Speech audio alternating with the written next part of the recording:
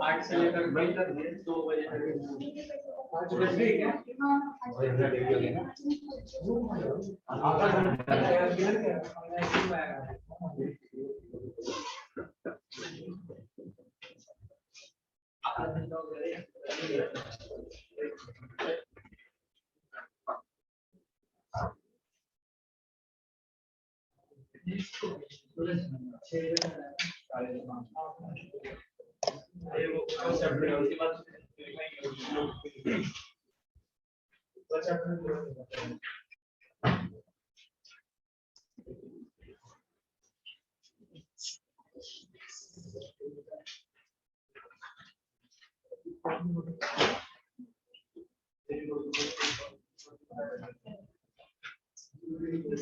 चलिए स्टार्ट करते हैं।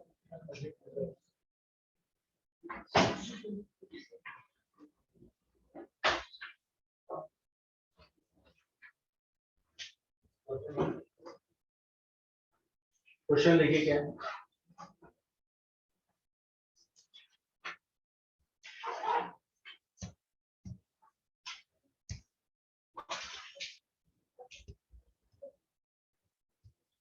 Find out the earth magnetic field where the angle of dip is 60 degree। Simple questions है तो ध्यान से देखते रहना।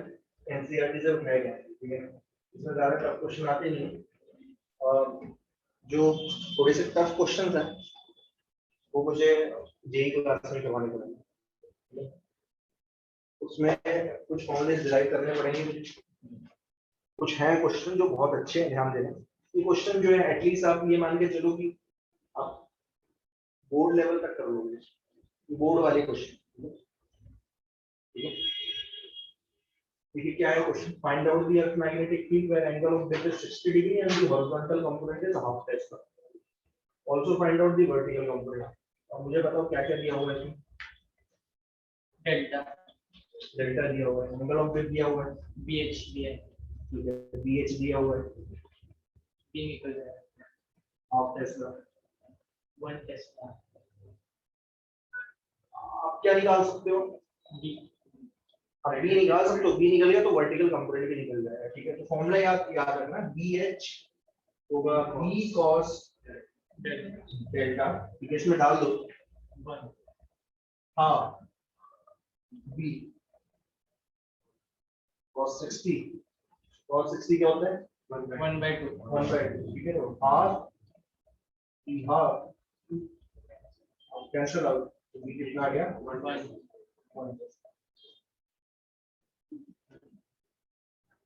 ठीक है। अगर B पता चल गया तो वर्टिकल कंपोनेंट भी पता चल जाएगा आपको। वर्टिकल कंपोनेंट क्या था उस प्लेस पे, B sin delta, P is 1 sin 60, तो क्या आ गया √3/2,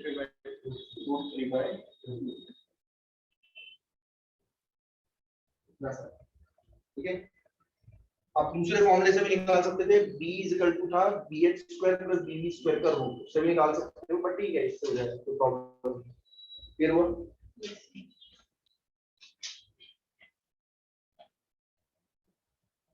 चलिए नेक्स्ट देखिए।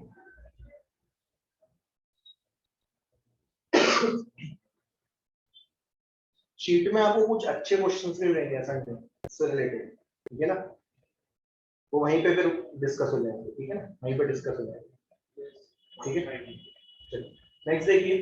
What is the angle of dip at a location where horizontal and vertical component of magnetic field are equal. 40 साफ पता चल रहा है आपको। बस क्या करना है, हॉरिजॉन्टल कंपोनेंट और वर्टिकल कंपोनेंट को क्या कर देना है, इक्वल कर देना। तो आप tan डेल्टा से निकाल दो, उससे हो जाएगा। tan डेल्टा क्या था BH, क्योंकि इक्वल है तो 1 आ जाएगा। tan डेल्टा 1 है, डेल्टा कितना आ गया 45। मुझे लगता नहीं इससे रिलेटेड कुछ क्वेश्चंस करवाने की जरूरत है, ये आप कर सकते हो। तो मैं किस पे जाता हूँ, मैं 2 क्वेश्चंस करवाता हूँ आपको न्यूट्रल पॉइंट के अच्छे क्वेश्चन बनते हैं। तो न्यूट्रल पॉइंट के ढंग से देख लेना, ठीक है, ढंग से देखना है, थोड़ा समझ के करना, ठीक है। नहीं करेगा कर लोगे ना। न्यूट्रल पॉइंट का क्वेश्चन देखिए। ये एनसीईआरटी का क्वेश्चन है, अच्छा क्वेश्चन है। अब ध्यान से समझना, जेई में भी आ रहा है, जेई में भी आया हुआ है, नीट में भी आया हुआ है, उठा के ऐसे ही डाला हुआ है। अब दिखने में बड़ा है लेकिन एक्चुअल में मैं बता चुका हूँ, तो थोड़ा ढंग से देखिए क्वेश्चन क्या है। एक शॉर्ट बार मैग्नेट है, placed in a horizontal plane में रखा हुआ है, ठीक है, has its axis aligned along the magnetic north and south direction। अब देखिए इसमें कुछ दिया नहीं, क्या बोला हुआ है कि मैग्नेटिक साउथ और नॉर्थ में। अब इसमें भी दो केस आ सकते हैं, देखना जरा क्या होगा।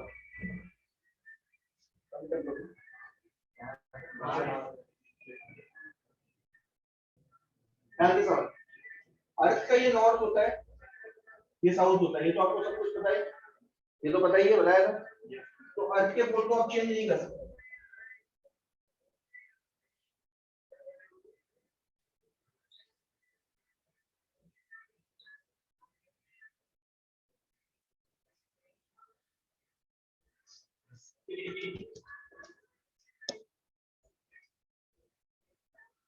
गणपति का मतलब क्या होता है?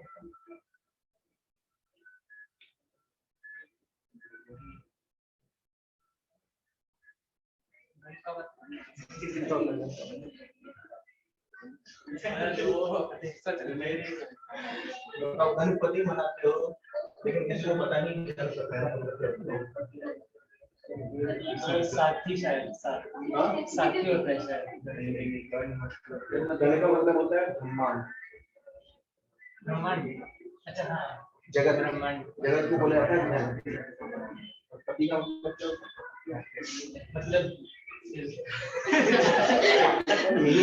पति का मतलब क्या सर, मतलब जो रूल करते हैं ना इसके अंदर भाई,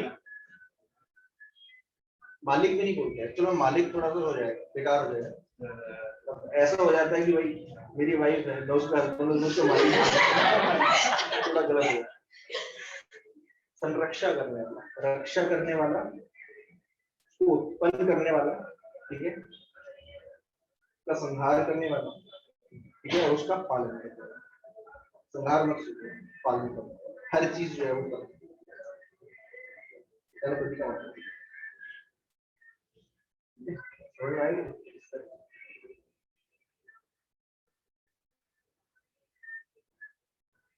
लेकिन एक चीज सोचो कि क्या एक्चुअल में भगवान ऐसे होंगे? देखा नहीं, इमेजिनेशन ये एक ऐसे सोचो, एक सोच रहती है। परमात्मा के जो है एक नाम नहीं है, बहुत नाम, नामों से रिप्रेजेंट किया था ना। परमात्मा की एक नाम जो है वेदों में गणपति लिखा है। इसके बाद कथाएं आ जाती हैं कि भाई जो है पार्वती माता का बेटा था, उसका जो गला कट गया था, कथाएं हैं, ठीक है। मेनली तो ये मान के चलो कि परमात्मा का जो है एक नाम है ब्रह्मांड का रक्षक, ऐसे उत्पन्न करने वाला, जिससे ब्रह्मांड ऐसे नाम। चलिए आगे देख लो। तो अब ये दो केस हो सकते हैं, देखना जरा, ये दो केस हो सकते हैं। अब देखिए इसमें मैंने लिखा नहीं है, ऐसा भी हो सकता है कि आपकी जो मैग्नेट है वो ऐसे रखी हो, जिसका नॉर्थ पोल अर्थ के नॉर्थ पोल की डायरेक्शन में हो, ठीक है, ये भी हो सकता है, ये भी दोनों केस हो सकते हैं, है ना। अब आपको बताना है कि कौन सा केस है, आप मुझे बताओगे, पूरा पढ़ के बताओगे, क्वेश्चन देखो पूरा पढ़ोगे तो आपको पता चलता है कि aligned along the magnetic north pole direction, null point are found on the axis of magnet at 14 cm। अब बताओ कौन सी एक्सिस है, पता तो है नहीं, दो एक्सिस होती है ना, है ना। आगे बढ़ो, 14 सेंटीमीटर फ्रॉम दी मैग्नेट, ठीक है ना, नल पॉइंट मतलब न्यूट्रल पॉइंट, ठीक है, from the center of the magnet, the earth magnetic field at a place is 0.36 gauss।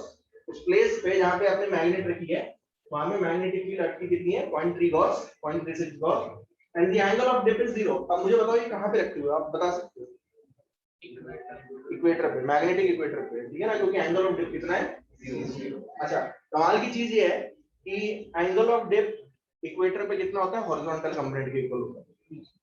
समझ में आ गया? पूछ रहा what is the total magnetic field on the normal bisector of the magnet. आप समझ जाओ कौन सा पॉइंट है, टोटल मैग्नेटिक फील्ड पूछ रहा है वो नॉर्मल बाइसेक्टर में। तो यानी कि नल पॉइंट कहां पे आए होंगे, एक्सियल लाइन पे। वो पूछ रहा है what is the total magnetic field on the normal bisector. Normal bisector मतलब क्या होता है, नॉर्मल को जो बाइसेक्टर है नॉर्मल बाइसेक्टर होता ही इक्वेटोरियल लाइन। आया समझ में? इक्वेटोरियल लाइन को भी नॉर्मल बाइसेक्टर बोला जाता है, तो प्रॉब्लम नहीं होनी चाहिए। समझ में आ गया?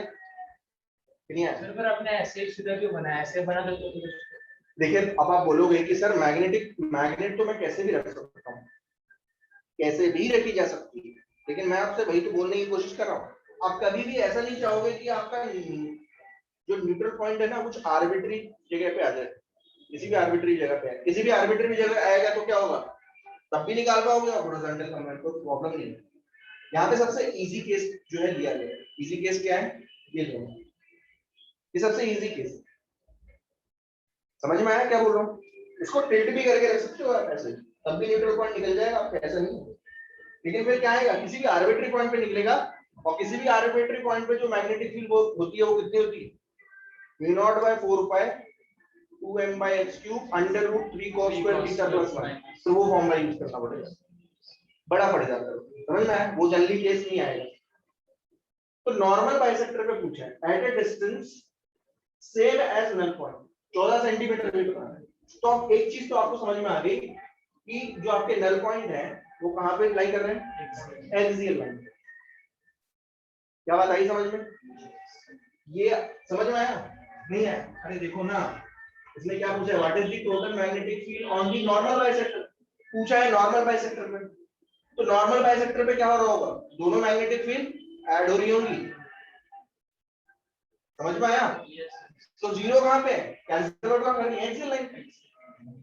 समझ में आया? ये डायरेक्टली क्वेश्चन से पता चल गया। ठीक है, देखिए अब ध्यान दें।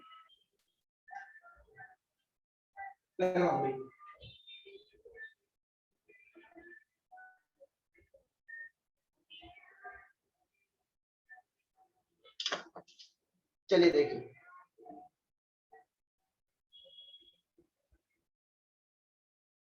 लाइन बना रहा हूं, देखिएगा।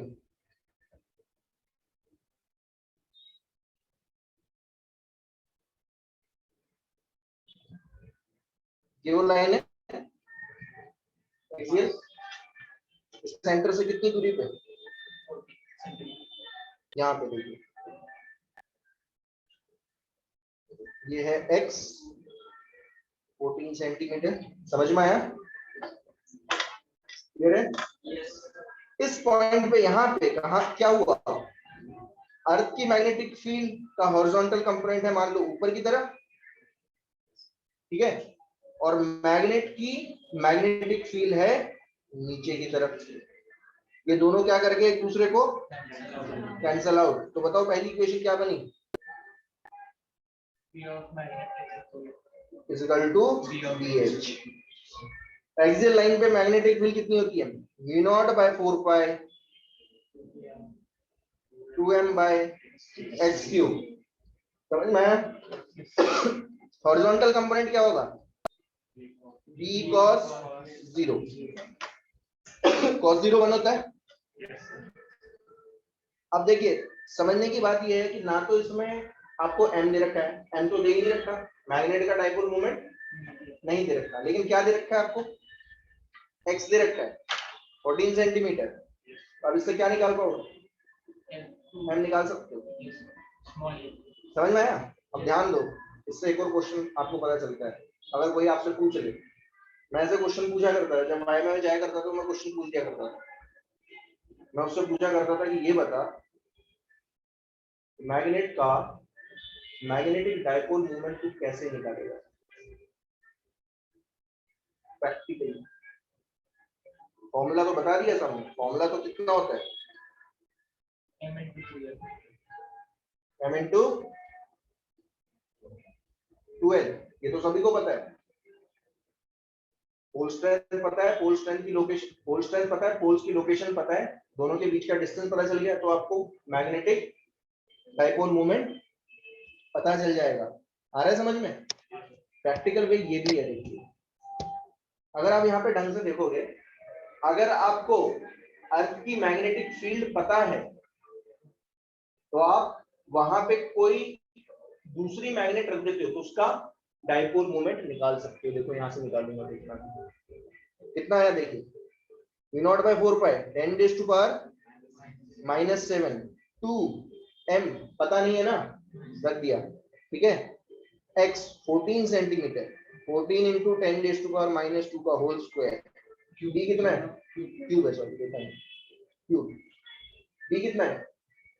0.36 गॉस दिया हुआ है ना? हाँ 0.3 गॉस, 0.3 × 10⁻⁻4 गॉस 0 क्या हो गया 1। तो देखिए यहाँ पे क्या बचा, m बच गया। अब ये मैं m निकाल के नहीं दिखा रहा हूँ आपको, ऑब्वियसली बात है m पूछा नहीं है, बट आप m निकाल लोगे ना इससे। अगर आपसे पूछ लिया जाए, ऐसा क्वेश्चन बना दिया जाए तो आप m निकाल सकते हो, ठीक है।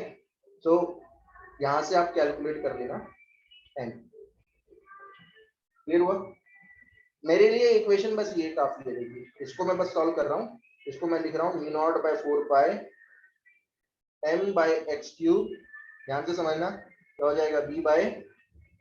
टू नीचे लेके आ गया, b कितना था 0.36 बाई 2 कर दोगे तो क्या आ जाएगा 0.18 गॉस। आया? चलिए अब देखिए यहां तक आ गया समझ में, कोई प्रॉब्लम तो नहीं। अब आपसे क्या पूछा है? आपसे पूछा है कि बताओ इस लाइन पे उतने ही डिस्टेंस पे, कितने डिस्टेंस पे 14 सेंटीमीटर पे यहां पे मैग्नेटिक फील्ड बताओ। यही तो पूछा है आपसे। Yes sir. अब मुझे बताओ यहाँ पे क्या हो रहा होगा, दोनों मैग्नेटिक फील्ड ऐड हो रही होंगी। समझ में आया? अच्छा, इसी पॉइंट पे अर्थ की मैग्नेटिक फील्ड का हॉरिजॉन्टल कंपोनेंट और क्या ऐड हो रहा है, मैग्नेट की मैग्नेटिक फील्ड ऐड हो रही है। आया? Yes yes sir. नहीं आया? अच्छा यहाँ देखें, यहीं पे निकाल रहा हूँ, यहीं पे निकाल रहा हूँ और कहीं निकालने की जरूरत नहीं है। तो जो नेट मैग्नेटिक फील्ड आएगी इस पॉइंट पे, वो आएगी आपकी BH प्लस कौन सी लाइन है, इक्वेटोरियल लाइन। इक्वेटोरियल लाइन पे कितना होता है V0/4 m/x³। x उतना ही है 14 सेंटीमीटर, m भी उतना ही है। चलिए अब मुझे बताओ हॉरिजॉन्टल कंपोनेंट क्या होगा, यहाँ पे कितना था। अब आप बोलोगे, दिमाग में आएगा कि सर ये वाली लोकेशन और ये वाली लोकेशन तो अलग अलग है, ये एक्सियल लाइन पे और ये इक्वेटोरियल लाइन पे। अरे भाई कितनी दूरी पे है? कुछ नहीं है, यहाँ से यहाँ किसकी होगा, फर्क पड़ेगा क्या डेल्टा में? कुछ नहीं पड़ने वाला। समझ में आएगी? आप ऐसे सोचो, आप तो कहाँ पे खड़े हो अभी भी, मैग्नेटिक इक्वेटर पे ही खड़े हो, क्योंकि मैग्नेटिक इक्वेटर पे क्या होता है, एंगल ऑफ डिप 0 होता है। समझ में आया? क्लियर हुआ? यहाँ पे भी 0 है मैग्नेटिक। अरे देखो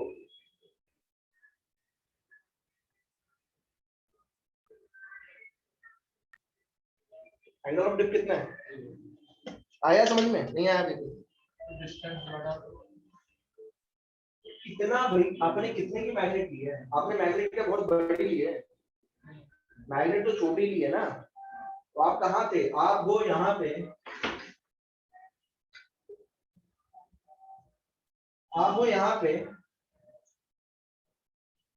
ध्यान दो, आप वो यहाँ पे और फिर पहुंच गए यहाँ पे। क्या फर्क पड़ा? आप क्या 10 किलोमीटर 20 किलोमीटर मूव कर गए हो? नहीं, ज्यादा ज्यादा कितने मूव करोगे, 1-2 मीटर, कोई फर्क नहीं पड़ता। डेल्टा पे कोई इफेक्ट नहीं पड़ेगा, इसलिए डेल्टा अभी भी कितना है 0। समझ में आ गया? ये कितना है, ये नहीं निकाला, कितना था 0.18 समझ में आया? 0.36 cos 0 कितना हो गया 1 0.18 कितना है आंसर?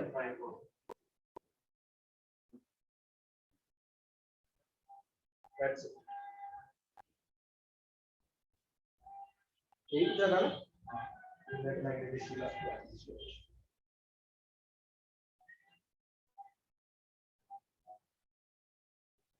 ये रुका यहाँ पे समझ में आ गया? कुछ नहीं आया? अच्छा अब आप बोलोगे कि सर कहीं और भी निकाला जा सकता है क्या? कुछ ऐसी जगह पे आप कई बार ऐसा ही पूछ सकते हैं आपको, ऐसी जगह बताओ जहाँ पे नेट मैग्नेटिक फील्ड जो है वो 45 डिग्री बना रही है, 45 डिग्री एंगल बना रही है। कौन सा ऐसा पॉइंट होगा मुझे बताइए। कोई अगर यहाँ पूछ लिया मैग्नेटिक फील्ड कैसे निकालोगे? ये डिस्टेंस दे रखा है, मान लीजिए आपको ऐसे ये डिस्टेंस दे दिया, ठीक है, और ये एंगल दे दिया, ये वाला एंगल मान लीजिए 60 डिग्री। अगर मैं आपसे पूछूं यहाँ बताओ कितनी होगी, कैसे निकालोगे? सर उसको कंपोनेंट्स पहले तो आप यहाँ पे नेट मैग्नेटिक फील्ड निकालोगे, समझ में आएगी नहीं? यहाँ पे नेट मैग्नेटिक फील्ड निकालोगे, नेट मैग्नेटिक फील्ड फिर किस फॉर्मूले से निकलेगी? आर्बिट्रेरी नेट मैग्नेटिक फील्ड निकलेगी, इसके दो कंपोनेंट बना लेना। ध्यान से समझना मैं क्या बोल रहा हूँ, मैं फिर बता रहा हूँ, मैं सिर्फ ये करवा नहीं रहा हूँ, लेकिन एक क्वेश्चन मैंने दिया हुआ है चीज के यहाँ पर, और वो भी आंसर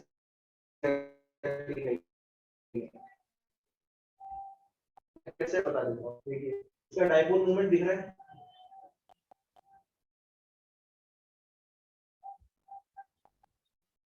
यहाँ बता दे रहा हूँ, फिर बता, ठीक है, कैलकुलेट नहीं करवा रहा है।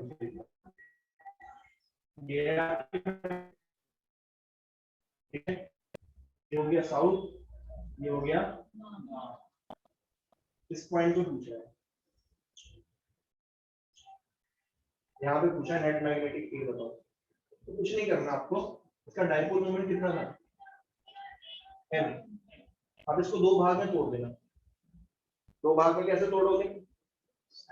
एक इसका ये कंपोनेंट आएगा, देखिए ये वाला कंपोनेंट आएगा, देखिए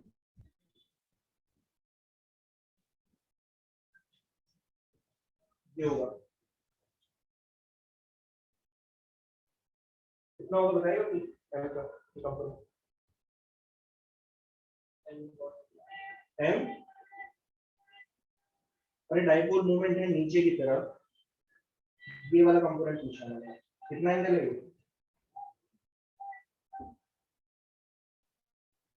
ये वाला कंपोनेंट पूछा है, ये कितना है, ये कितना है 30, तो m ये कंपोनेंट क्या होगा m cos 30, और ये आ जाएगा, इजी तरीका बता रहा हूँ, बिना फॉर्मूले के भी कर सकते हो, तो ध्यान से समझना। इस कंपोनेंट की वजह से, इस वाले कंपोनेंट की वजह से, ये कौन सी लाइन में है, ये लाइन, ये वाला पॉइंट, ये वाला पॉइंट इस वाले की m cos 60 की, m cos 30 की कौन सी लाइन पे है, एक्सियल लाइन। अच्छा तो इसकी वजह से मैग्नेटिक फील्ड आएगी इस तरफ v1, और वो कितनी आएगी μ0 by 4 by 2 m cos 30, समझ में आया, by x cube।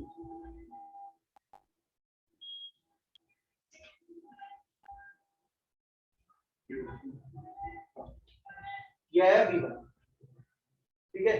अच्छा अब इस कंपोनेंट की वजह से देखो n sin 30 की वजह से, तो इसकी वजह से आएगी इस तरफ,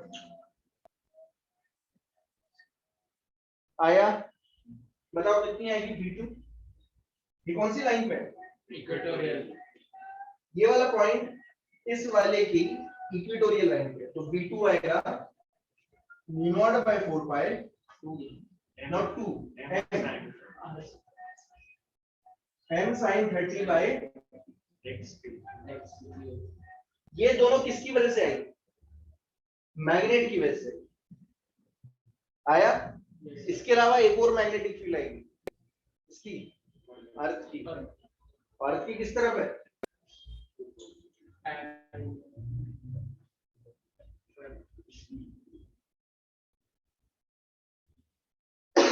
आया समझ में? अब बोलोगे सर ये तो बड़ी कैलकुलेशन आ गई। अरे कैलकुलेशन है नहीं, मुझे लग रहा है कैलकुलेशन ये है नहीं actually। आप सब कुछ निकाल सकते हो। मुझे बताओ sin 30 कितना था? 1/2। बाकी बचा हुआ क्या था?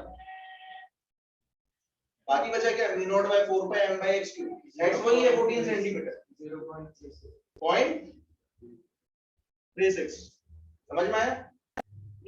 0.36 नहीं था, 0.18 not 0.36। ठीक है, तो 0.18 ध्यान दो। तो ये कितना आया? 0.19 गॉस। समझ में आ गया?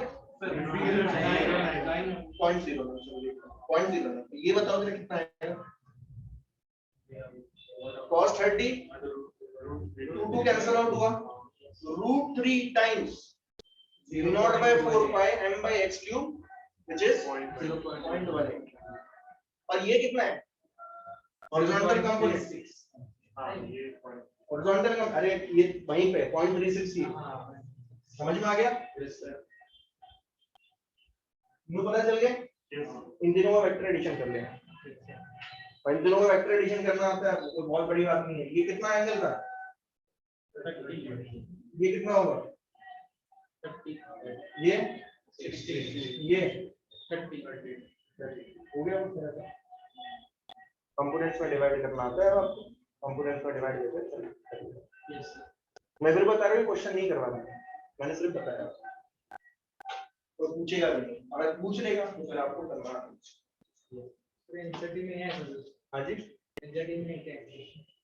दिया हुआ है क्वेश्चन, इसलिए मैंने बता दिया। ठीक है ना? नेक्स्ट देखिए, नेक्स्ट देखिए, ये थोड़ा अच्छा क्वेश्चन है, ये भी एनसीईआरटी का। तो चलिए देखिए क्वेश्चन आंसर देखिए क्या दिया हुआ है। Two stranded wire is oriented from west to east. दो वायर है, जैसे स्टैंडर्ड वायर पता है क्या होता है? अरे आपने देखा है वो लाइन जाती है, लाइन में वायर देखे हैं, जैसे ये जो पावर लाइन जाती है उसमें वायर को ऐसे लपेटा हुआ होता है, देखिए स्टैंडर्ड वायर को। समझ में आया? अब ऐसा वायर मैंने बना रखा है जो किस तरफ जा रहा है? West to east. ठीक है, अब बताओ जरा, और जा भी कहां रहा है? देखो, carrying a current of 2 ampere each, हर एक में कितना करंट फ्लो कर रहा है? 2 एम्पीयर। तो दो स्टैंडर्ड वायर है, मतलब कितना करंट? 4 एम्पीयर कर रहा होगा। आपको लोकेशन ऑफ न्यूट्रल पॉइंट बताना है where earth magnetic field is 1 gauss and angle of dip is 30 degree. अब देखिए समझने की कोशिश करना है इस चीज को। अगर ये चीज समझ में आ रही है, अर्थ है आपकी, ठीक है, ये है आपका नॉर्थ, ये है आपका साउथ, ये हो गया साउथ, ठीक है, ये हो गया ईस्ट, ये हो गया वेस्ट। ठीक है, और ये जो वायर है ना ये ऐसे लपेट रही है, देखिए ऐसे जा रही है। अगर मान लीजिए मैं यहाँ खड़ा हूँ, किस तरफ जा रही है? वेस्ट टू ईस्ट, ऐसे जा रही है, ईस्ट टू वेस्ट, कैसे भी लिख सकते हैं। अब इसमें आप बोलोगे सर कि करंट की डायरेक्शन तो नहीं दी हुई। लेट्स टेक करंट की डायरेक्शन इस तरफ, लेट्स टेक उल्टी भी हो सकती है, दी जाएगी।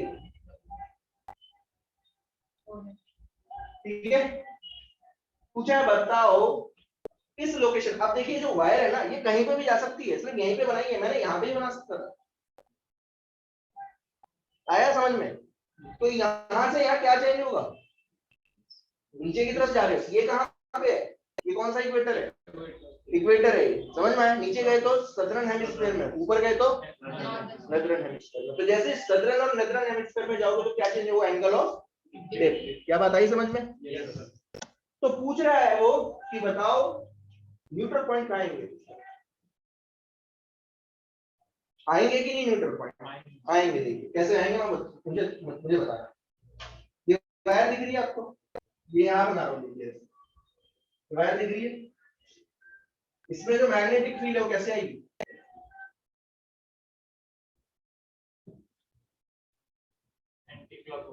समझ में आया कि नहीं आया? अरे इस वायर की वजह से, वायर की वजह से मैग्नेटिक फील्ड है। समझ में आया क्या बोल रहा हूँ?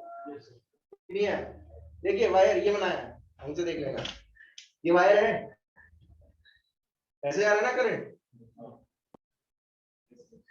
ठीक है? और अर्थ की मैग्नेटिक फील्ड किस तरफ?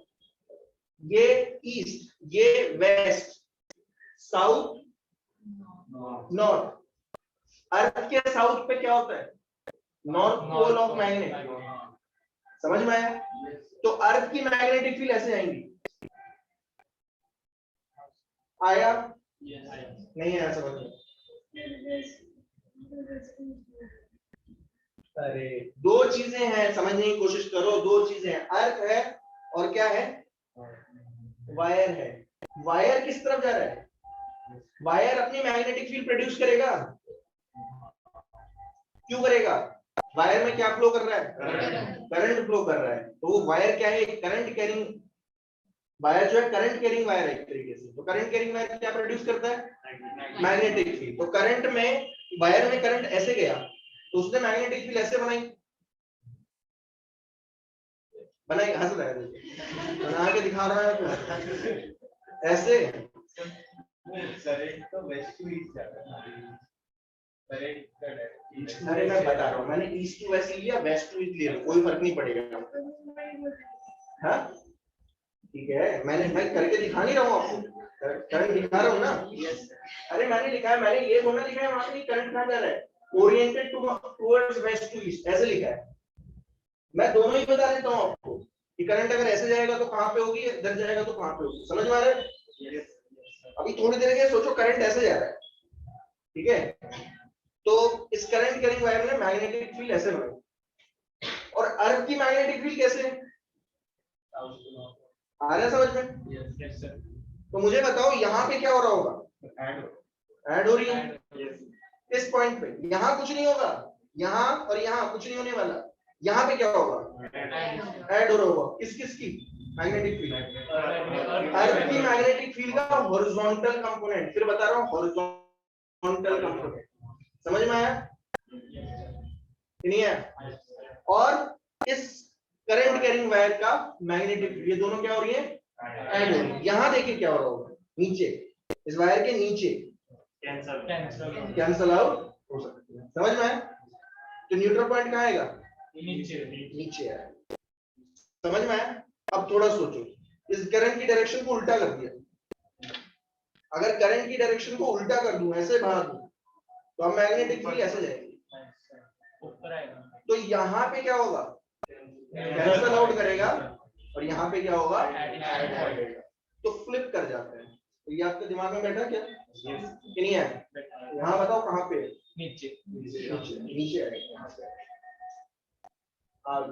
यही आपसे पूछा है, बताओ कैसे निकालना? छोड़ दो, यहाँ ध्यान दो, छोड़ दो। चलिए बताइए,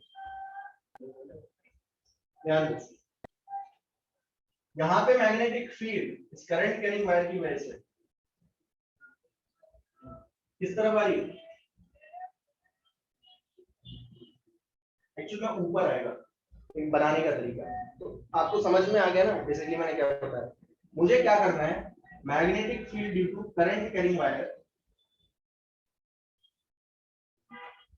को कैंसल आउट करवाना है हॉरिजॉन्टल कंपोनेंट। तो बेसिकली ये क्वेश्चन समझ में आया?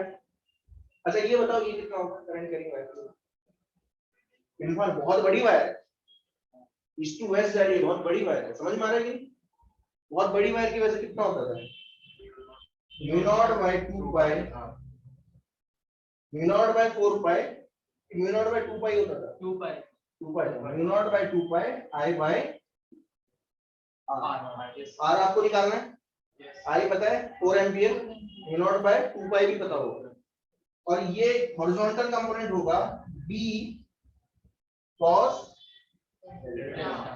आया। Yes sir. अच्छा मैग्नेटिक फील्ड कितनी है देखना है, 1 गॉस, ठीक है, और डेल्टा कितना है 30 डिग्री। जरा मुझे आर निकाल के बताओ।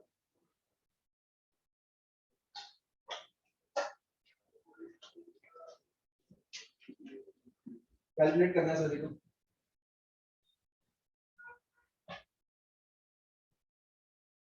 वन गॉस है 10⁻⁻4, कैलकुलेट करना आर।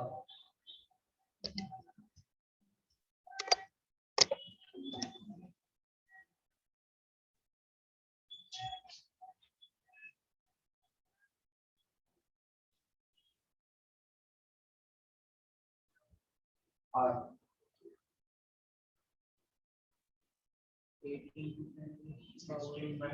2 से गया 8 into 10⁻⁻7 10⁻⁻4 आर ये नीचे आ रहा है और cos 60 क्या होता है हाफ 30 दिया हुआ cos 30 ले लो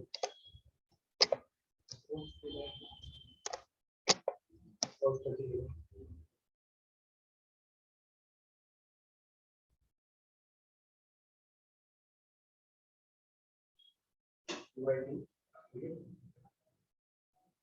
तो मेरे ख्याल से आर आपका आ रहा है क्रॉस मल्टीप्लाई करोगे 16/√3 10⁻⁻7 + 4 16/√3 मिलीमीटर मीटर का है मिलीमीटर 10⁻⁻3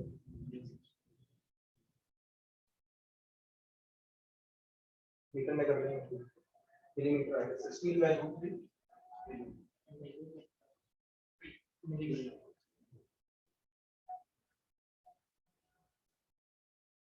ऊपर नीचे वायर के ऊपर या नीचे नीचे समझ में आ गया क्लियर हुआ कि नहीं? इस तरीके के क्वेश्चन पूछे जा सकते हैं न्यूट्रल पॉइंट से क्लियर है? चलिए अब मैं नेक्स्ट चैप्टर स्टार्ट करवा रहा हूँ लिख लिया सब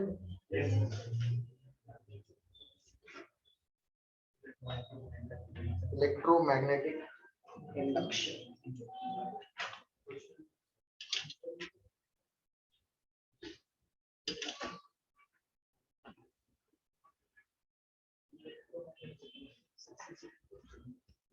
अब ये थोड़ा सा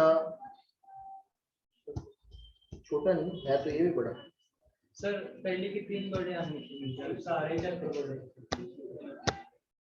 इजी है ये हाँ लॉजिकल है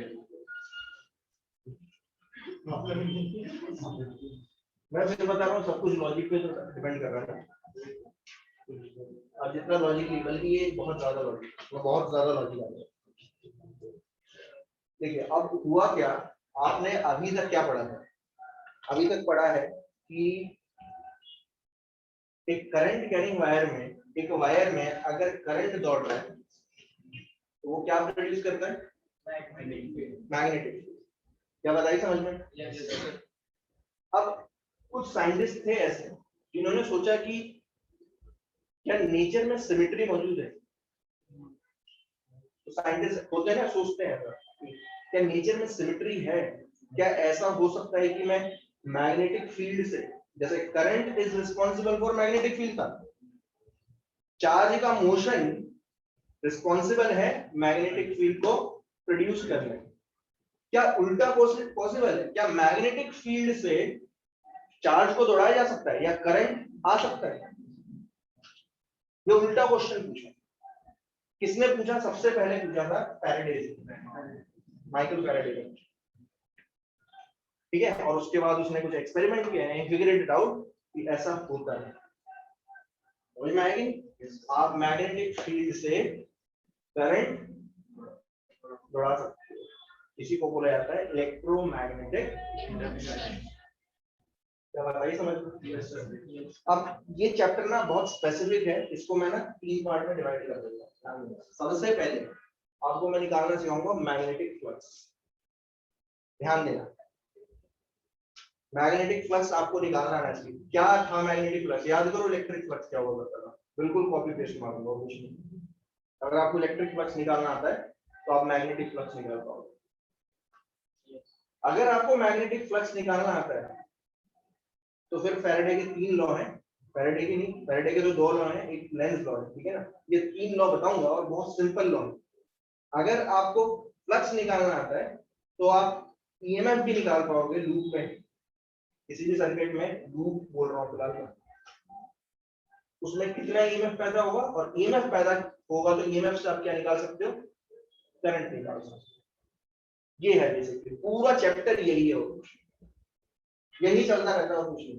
लूप लगाते जाऊंगा, एक लूप लगाई यहाँ पे, दूसरी लूप यहाँ लगाई, इसमें करंट दौड़ा रहा हूँ, बताओ इसमें कितना ईएमएफ पैदा होगा या करंट पैदा होगा, बस यही करना है पूरे चैप्टर। आप देखोगे पूरे चैप्टर में यही करता है। चैप्टर तो 3 लॉ में खत्म हो जाता है,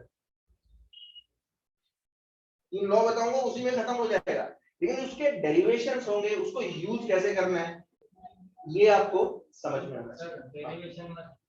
नहीं है डेरिवेशन, बिना डेरिवेशन के आप कर ही नहीं पाओगे, समझ ही नहीं पाओगे,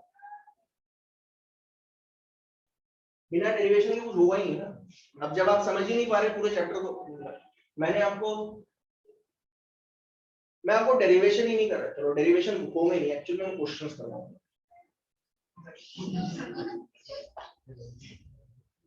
समझ में आया? डेरिवेशन जैसी कोई चीज होती नहीं है, चलो वो लिख दिया जाता है, एक्चुअली में क्वेश्चन होते हैं, जनरल क्वेश्चन होते हैं। क्या बात आई समझ में? ठीक है, तो सबसे पहले हम क्या निकालेंगे, मैग्नेटिक फ्लक्स। फिलहाल मैं मैग्नेटिक फ्लक्स निकालना आपको सिखा रहा हूँ, ठीक है ना। लॉज मैं तीनों बाद में बताऊंगा आपको, क्योंकि बिना मैग्नेटिक फ्लक्स के आप लॉज समझ ही नहीं पाओगे। समझ में आएंगे क्या होता है मैग्नेटिक फ्लक्स? लिख लो, पहले ही बताया हुआ इलेक्ट्रिक फ्लक्स। कौन बताएगा क्या होता है? नंबर ऑफ, फॉर्मूला नहीं पता, फॉर्मूला तो अभी पता होगा, क्या लिखना है? What is magnetic flux? Number of magnetic field line. हाँ बहुत बढ़िया।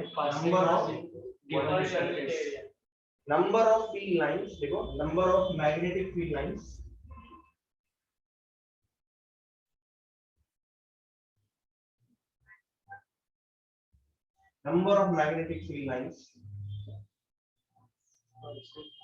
passing through any area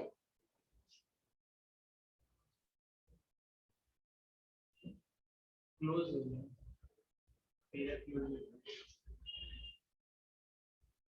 any area, कुछ एक्स्ट्रा नहीं लिख रहा हूं, any area, ठीक है, समझ में आया? इसे रिप्रेजेंट किया जाता है फाई से, किससे किया जाता है? फाई से किया जाता है, ठीक है ना। अच्छा किस पे डिपेंड करेगा? याद करो मैंने जब इलेक्ट्रिक फ्लक्स आपको बताया था तो मैंने आपको कुछ एग्जांपल बताए थे रेन वाले, याद है? एक रूम था उसमें रेन गुजर रही है, रेन आ रही है, याद है? अच्छा तो सबसे पहले आपको क्या पता, अगर आप मान लीजिए किसी भी एरिया से कितनी फील्ड लाइंस पास हो रही है ये निकालना चाहते हो, तो सबसे पहले आपको पता होना चाहिए कि 1 मीटर स्क्वायर एरिया से कितनी पास हो रही होगी। 1 मीटर स्क्वायर एरिया से जितनी फील्ड लाइंस पास होती हैं, अगर वो 1 metre square area field lines के एग्जैक्टली परपेंडिकुलर रखा होगा, समझ में आया कि नहीं? तो 1 metre square area if kept perpendicular to magnetic field lines, उससे कितनी फील्ड लाइंस पास होंगी वो क्या बताता है? B, magnetic flux density. समझ में आया? तो फ्लक्स में सबसे पहले फॉर्मूला बता रहा हूं, ध्यान देना, बिल्कुल वैसा ही है। वहां था EA cos थीटा, याद है? यहाँ क्या होगा? BA cos थीटा, वैसा ही फॉर्मूला है, कुछ नया है ही नहीं। समझ में आया? B क्या बोलते हैं? B को क्या बोलते हैं? मैग्नेटिक फ्लक्स डेंसिटी, नाम याद रखना। और इसी को क्या बोला जाता है? Number of field lines passing through 1 metre square area, unit area kept perpendicular to field lines. ये बिल्कुल वैसा ही है कि मान लीजिए 1 मीटर स्क्वायर एरिया से 6 बूंदें गुजरी, 6 फील्ड लाइन गुजरी। समझ में आया कि नहीं आया? B इनटू, अब मैं आपसे वही क्वेश्चन पूछ रहा हूं कि भाई अगर 1 मीटर स्क्वायर एरिया से 6 फील्ड लाइंस पास हुई तो 10 मीटर स्क्वायर एरिया से कितनी पास होंगी? 60। तो मुझे क्या करना चाहिए यहाँ पे? एरिया से मल्टीप्लाई कर देना चाहिए। ए क्या हो गया, एरिया। अब बोलोगे ए क्या है ना, तो सरफेस एरिया बोल देते हैं। ठीक है, हम बोलेंगे लूप। यहाँ पे फिलहाल हम सब कुछ लूप में ही डील करने वाले हैं। लूप कैसे भी हो सकती है, स्क्वायर लूप, सर्कुलर लूप, कैसे भी शेप की हो सकती है। ठीक है, मैं एरिया ऑफ लूप लिख रहा हूँ फिलहाल यहाँ पे, कंफ्यूज नहीं होना। ठीक है, और तीसरा यहाँ पे एक और चीज आ जाती है, थीटा। अब cos थीटा क्यों, क्योंकि ऐसा हो सकता है कि आपकी लूप परपेंडिकुलर ना रखी हो, तीन लाइंस के बिल्कुल परपेंडिकुलर ना रखी हो, कुछ ओरिएंटेशन में हो, कुछ एंगल बना रही हो। समझ में आ रहा है, तो उस ओरिएंटेशन फैक्टर भी आना चाहिए। तो cos theta is the orientation factor, orientation की बताएगा, ओरिएंटेशन बताएगा कि लूप कितना एंगल बना रही है या एरिया कितना एंगल बना रहा है मैग्नेटिक फील्ड से। समझ में आया? Yes sir. तो cos theta gives you the orientation. यहाँ पे मैं थीटा लिख देता हूँ। थीटा क्या होगा, angle between magnetic field line and area.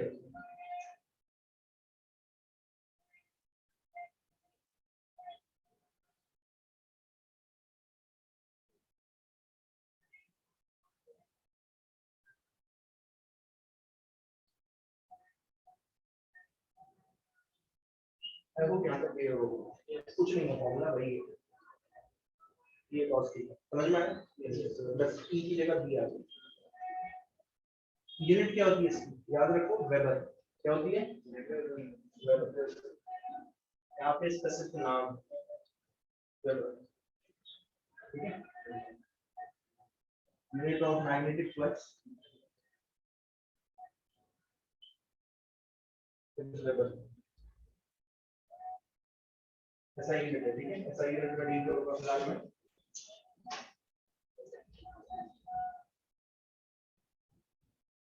छोड़ जा सोने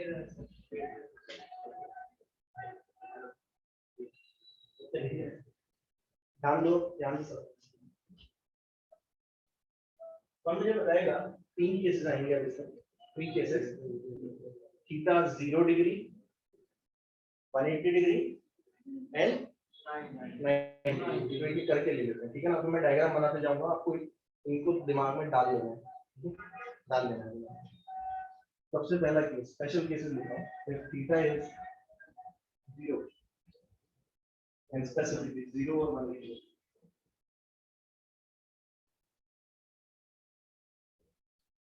ठीक है, एक एक करके बता दूंगा, 0 और 180 एक एक करके बताते हैं। अगर 0 लेता हूं तो मैग्नेटिक फ्लक्स कितना आएगा बताओ, पॉजिटिव आएगा नेगेटिव? पॉजिटिव। इसमें पहला थीटा इक्वल टू 0 है, तो फाई आएगा आपका बी ए cos 0, और 0 कितना हो गया, 1। क्या हो गया, लेकिन आपको एक चीज ध्यान रखना, हम यहाँ पे कभी भी क्लोज एरिया लेंगे नहीं, हम हमेशा लूप में डील करेंगे। हम हमेशा क्या करने वाले हैं, लूप में डील करेंगे। हर जगह लूप लूप, और कुछ होगा ही नहीं। तो कहीं पे भी क्लोज एरिया आएगा नहीं। क्लोज एरिया याद है, मैंने आपको बताया था, दो एरिया होते हैं, open area, closed area. Open area क्या था, ये देखो, ये एरिया ओपन है, ये ओपन है, इसकी बाउंड्रीज दिख जाती है, दिख रही है ना बाउंड्री। ये कैसा है, क्लोज। यहाँ खड़ा हो जाऊं चींटी बन के, घूमता रहूंगा यहीं पे, लेकिन कहीं पे बाउंड्री नहीं मिलेगी। तो ये क्या हो गया, एक तरीके से क्लोज हो गया। हम क्लोज में डील नहीं करेंगे, हम हमेशा ओपन में डील करेंगे, लूप लेंगे। आप ऐसे सोचो, लूप समझ में आती है क्या होती है, वायर लूप। एक वायर लूप, कॉपर वायर बना दो, ऐसे बना दो, समझ में आया? ऐसे ही अब ये लूप अपने आप में क्या है, क्लोज नहीं, ओपन है, समझ में आया? तो it is a open area. ठीक है ना, हम डील ही नहीं करने वाले क्लोज एरिया। बात समझ में आई? तो 0 और 180 का मतलब हमारे लिए ज्यादा मतलब नहीं होने वाला। देखो वहां पे मैंने बताया था, जब 0 होता था तो पाई आता था पॉजिटिव, और पॉजिटिव आता था तो मैंने क्या बताया था, फ्लक्स बाहर जा रहा है। इसका मतलब क्या होगा, फील्ड लाइंस बाहर जाएंगी। और अगर 180 लोगे तो नेगेटिव आएगा, नेगेटिव आएगा तो अंदर जाएगी। यहाँ पे कुछ लेना ही देना ही नहीं है, मैं यहाँ पे कुछ लिखूंगा नहीं कि फ्लक्स बाहर आ रहा है या अंदर आ रहा है, ठीक है ना। मैं सिर्फ लिख दे रहा हूँ यहाँ पे कि फ्लक्स क्या है, पॉजिटिव। समझ में आया, पॉजिटिव आ रहा है, बस मैं ये लिख रहा हूँ और कुछ है नहीं, मीनिंग नहीं है पॉजिटिव, ठीक है। अगर 180 लोगे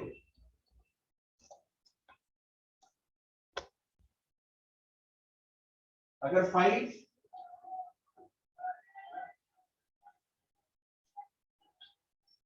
180 ले लिया तो फ्लक्स कैसा आएगा आपके लिए, फिर माइनस बी, नेगेटिव आ जाएगा।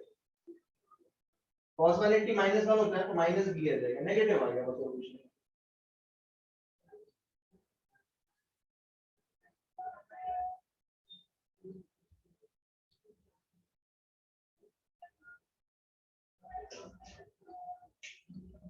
डायग्राम भी बनाते चलो, डायग्राम भी बनाइए, देखना चाहिए। ये वाला जो डायग्राम है ये है आपकी लूप, ये हो गया एरिया वेक्टर, यही हो गया मैग्नेटिक, 0 डिग्री हो गया। जब ऐसा केस होगा तो क्या लोगे, बी ए डायरेक्ट यहाँ पे याद रखना, पॉजिटिव रहता है, ठीक है। इस केस में एरिया वेक्टर इस तरफ, मैग्नेटिक फील्ड इस तरफ, नेगेटिव। याद रखना ये सब, ये क्वेश्चन जब आएंगे ना, अब बहुत सिंपल क्वेश्चन करवाऊंगा, बहुत सिंपल क्वेश्चन भी होंगे, एनसीईआरटी के क्वेश्चन उठा के आते हैं, बच्चा कर ही नहीं पाता, क्योंकि ये चीज पॉइंट याद नहीं, आपको पॉइंट याद रखना, ठीक है। क्योंकि लॉ तो अभी चल ही नहीं रहे, अभी तो मैं सिर्फ आपको मैग्नेटिक फ्लक्स निकालना सिखा रहा हूँ, समझ में आएगी।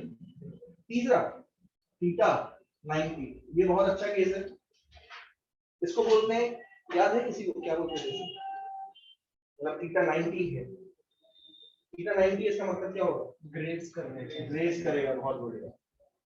एरिया वेक्टर ऐसे, मैग्नेटिक फील्ड लाइंस एरिया से पास हो रही हैं,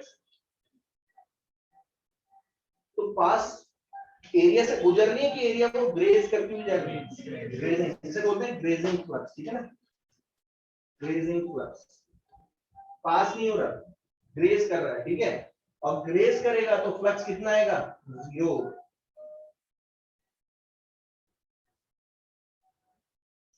कितना आएगा, 0। बी ए cos 90 डिग्री हो गया, ठीक है, cos 90 0 होता है,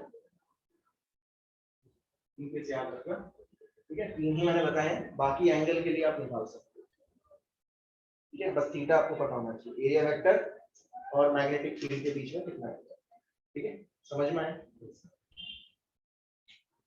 अगर एक लूप है तो फ्लक्स कितना आएगा, एक लूप, हम लूप में डील कर रहे हैं ना, एक लूप है तो आप क्या निकालोगे, बी ए कॉस थीटा। लेकिन क्या लूप को टर्न्स भी दिया जा सकता है, जरूरी तो ना है कि मैग्नेटिक फील्ड ऐसे लाई कर रही है, ऐसे जा रही है, और आपने एक लूप ऐसे रखा हुआ है, अरे लूप तो ऐसी भी हो सकती है, हो सकती है ना। तो अगर लूप को n टर्न्स दे दिया जाए और आपसे बोला जाए कि फ्लक्स निकालो, तो उसका एक स्पेसिफिक नाम है, क्या बोला जाता है, फ्लक्स लिंकेज, ऐसे बोला जाएगा, total flux linkage, linkage with the loop, ऐसे लिखा जाएगा। ये कई बार ऐसे लिख दिया जाता है, टोटल फ्लक्स एसोसिएटेड विद। मैं हमेशा एक वर्डिंग मैं ये हमेशा बोलूंगा कि बताओ what is the magnetic flux associated with the loop. Associate मतलब कितना फ्लक्स पास हो रहा है, क्या बताइए समझ में कि नहीं आया। तो जब भी n टर्म्स दे दी जाएंगी, अगर n टर्म्स दे दी तो ध्यान देना आंसर क्या हो जाएगा, नंबर ऑफ टर्म्स से मल्टीप्लाई करें।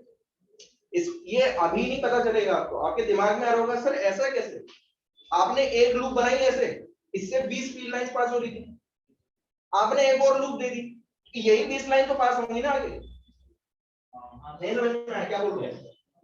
ये लूप है, मान लीजिए ऐसे दिख रहा है, ऐसे। अब मान लीजिए इससे 3 फील्ड लाइंस पास हो रही है, तो अगली से भी तो 3 लाइन पास होंगी, तो आप बोलोगे फिर सर n से इंटू क्यों कर रहे हैं,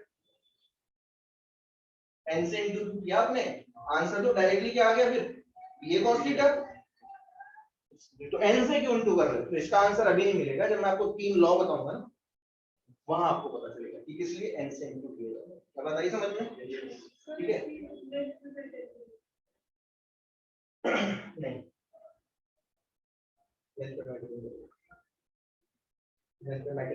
number of turns, number of turns per unit length करनी पड़ेगी।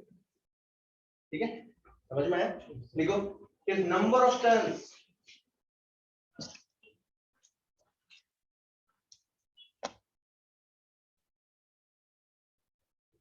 number of turns given to the coil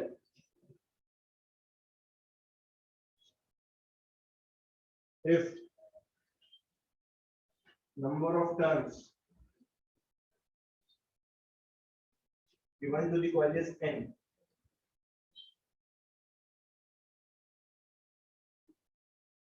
capital N ध्यान देना, then total flux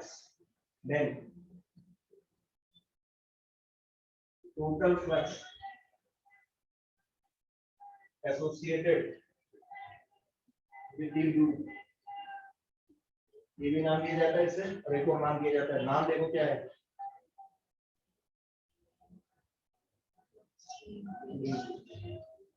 नाम है ये। ठीक है तो वो कितना हो जाएगा, टोटल फ्लक्स कितना हो जाएगा, टोटल फ्लक्स आएगा n times the flux passing through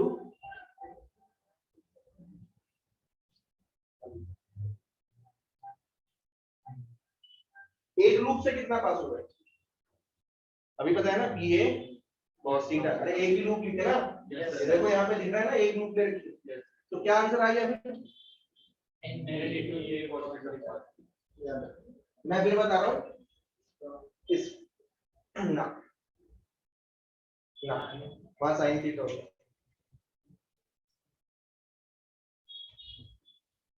sine theta होता है ना, तो याद ये भी नहीं गलत है, वो बता रहा है एन आई ए होता था, वो एन बी को साइन थीटा था, और एन क्या था एन आई ए, आई का है यहाँ पे, समझ में आया? क्या होगा एन बी ए और थीटा, याद रखना। क्या बात आई समझ में? अरे रुक जा, लास्ट पॉइंट, ये जो अभी तक सारी चीजें निकाली है मैंने, ये जो अभी तक निकाला है एन बी ए cos थीटा या बी ए cos थीटा, ये सिर्फ तब यूज करोगे जब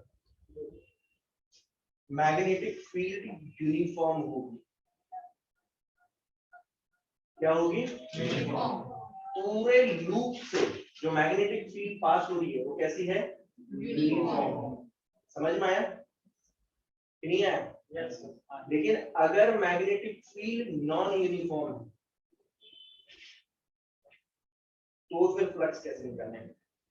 समझ में आया क्या बोल रहा हूँ?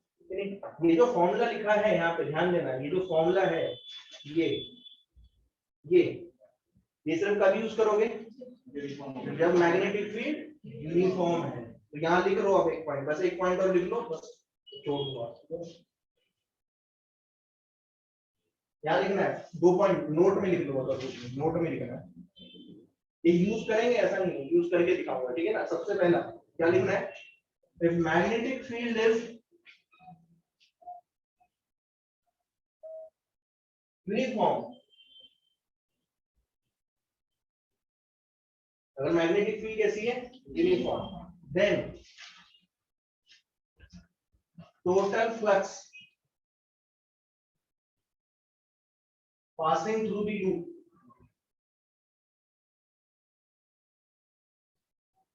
आप कैसे निकालोगे? मेरा फॉर्मूला देखिए, अभी बताया क्या था, N B A,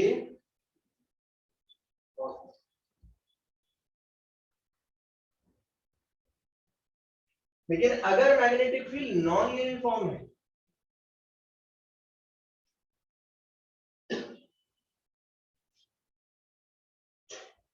if magnetic field is non-uniform,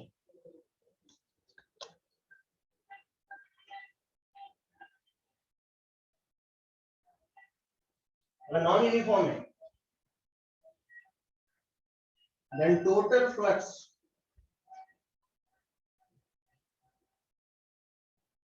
passing through the loop कैसे फाइंड आउट करेंगे, कोई बताएगा? क्या करते थे? Integrate, we will going to use integration. ये मैं क्वेश्चंस करवाऊंगा आपको, ठीक है? यहाँ मैं करके नहीं बता रहा, मैं फॉर्मूला बता रहा हूँ, समझ में आया? पासिंग थ्रू द लूप के लिए हम क्या करेंगे? इंटीग्रेशन का यूज करेंगे। और कैसे करेंगे देखिए, ध्यान देना। हम एक लूप का छोटा सा पार्ट लेंगे, लूप का एक छोटा सा पार्ट लेंगे, ठीक है, जिसका एरिया होगा डी। कितना होगा? डी को किससे मल्टीप्लाई करेंगे? उस डीए पे कितनी मैग्नेटिक फील्ड है हर जगह पे, ऑब्वियस सी बात है सेम होनी चाहिए। मैंने आपको बहुत अच्छी तरीके से बताया था नॉन यूनिफॉर्म इलेक्ट्रिक फील्ड में, नॉन यूनिफॉर्म चार्ज डिस्ट्रीब्यूशन में बताया था कैसे लूप चूज किया करते थे, एलिमेंट्री एरिया कैसे चूज करते थे, वैसा ही कुछ करने वाला। छोटा सा लूप लूंगा, लूप का एक छोटा सा पार्ट लूंगा डीए, वहां पे देखूंगा डीए उस, अच्छा पार्ट भी ऐसे नहीं लिया जाता है कुछ भी उठा के ले लो, ऐसा पार्ट लेना पड़ेगा कि उस पार्ट के हर एक पॉइंट पे मैग्नेटिक फील्ड कैसी हो? यूनिफॉर्म। तो डीए को बी से मल्टीप्लाई कर दूंगा, ठीक है? और ऑब्वियसली बात है जो डीए है ये कुछ एंगल बना सकता है, cos 0 नहीं cos थीटा,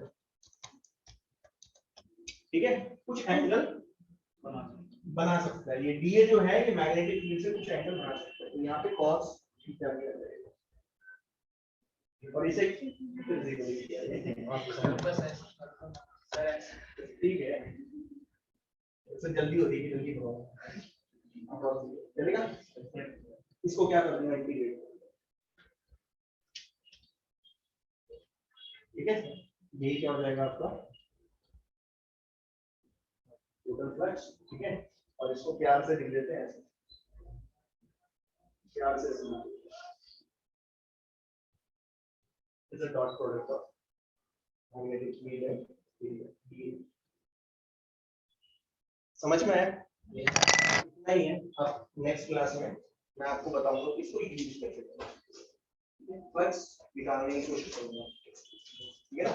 7-8 क्वेश्चंस करेंगे हम लोग कैसे फ्लक्स निकालेंगे। और एक बार फ्लक्स निकालना सीख गया तो ये मान के चलो फिर वो जो 3 लॉ है ना वैसे नहीं, हर बार जो है मैं सर्कुलर नहीं लूंगा, कुछ ऐसे केस में होंगे जिसमें स्क्वायर हो सकती है, रेक्टेंगल आ जाएंगे, आ जाएंगे भाई, बना सकते हो, बनाने को तो बना दो। जब आपसे मैं लूप बोलूंगा, बनाने को बोलूंगा, तो आप कैसे बनाओगे? आप तो सर्कुलर ही बनाओगे ना, क्योंकि सर्कुलर बनाना इजी होता है, समझ में? लेकिन बनाने के लिए आप कैसे ही लूप बना सकते हो, ठीक है? चलिए, thank you. Okay, thank you.